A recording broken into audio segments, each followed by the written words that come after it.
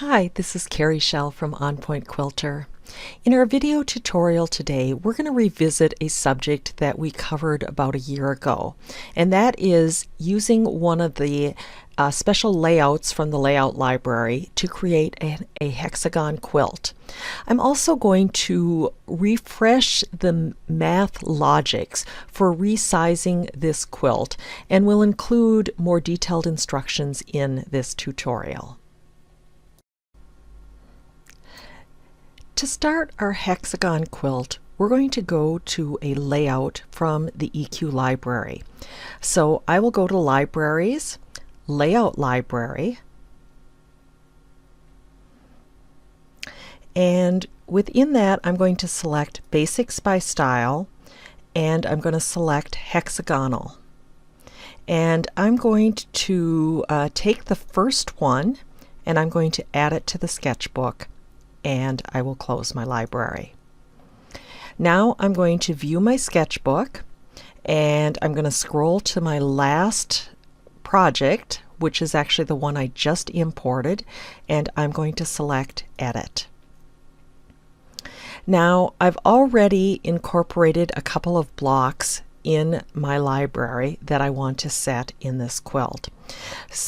And I've added them to the sketchbook. So I'm going to do a set block, and I'm going to start with that hourglass block, and I'm going to select it, and I'm going to click on each of the inside diamonds.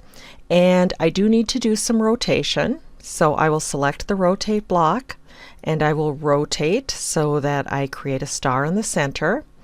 And then I'm also going to take that same block and I'm going to put it in the diamonds that are surrounding that. And for this one, I'm going to do some rotation again so that everything flows around the center. And you can see you get a very fun look, and a different look when you set them the different direction. And then for the outside, I'm going to set a basic, almost like a Lady of the Lake type of block, but with fewer squares. And I'm going to go ahead and set that in the remaining blocks. And I am going to rotate so that flows around the project as well.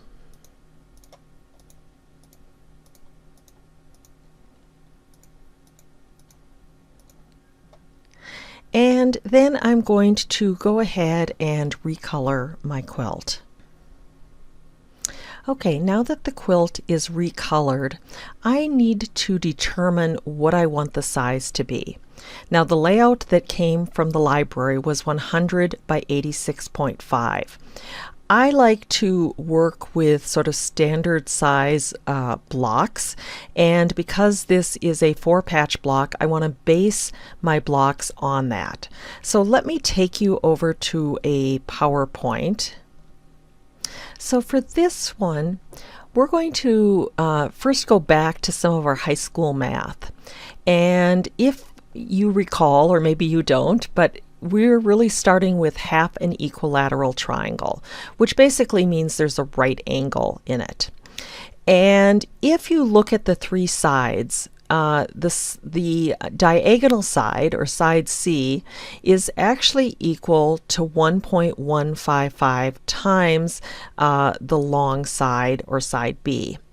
And the inverse of that is side B is equal to C times 0.866. You can also look at it in relation from A to B. So if you don't know size A, but you know B, you can take B times 0.5775, or you can take A times 2 to get to C. So there's a number of different ways to get those measurements, as long as you know what one of the sides are. So for purposes of what I'm doing, I'm going to assume I know what size B is, because that's going to allow me to use my equilateral triangle to cut my pieces. Okay, so let's assume we're going to take that 4-patch type of block. And we're going to put it in here, and you can see that if you look at the length of it, there are 4 equal diamonds. So I want to assume that each of those diamonds is 4 inches long, or you could say each of the equilateral triangles are 2 inches long, and these would be finished sizes. So using the formulas we just talked about, I can take that new length of one of the diamonds, which is 4 inches, and I can take it times the 4 divisions to get 16. Now the width, I just go back to that formula that I did before, because now I know this this long length. I now know the length of the width by taking that 16 inches by 0.5775, and so that would be 9.24. Now remember those numbers, 16 and 9.24, because we're going to use those to calculate the size of the quilt.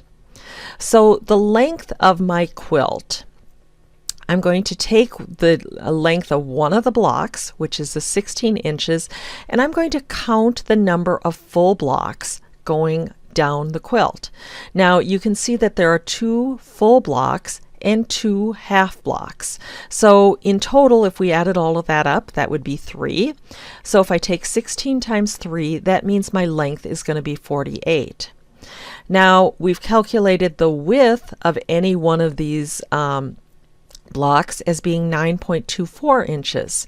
So if I count going across the quilt, there are basically 6 equal divisions. So if I take that 6 times the 9.24, it would be 55.44. So our original layout was 100 times 86.5.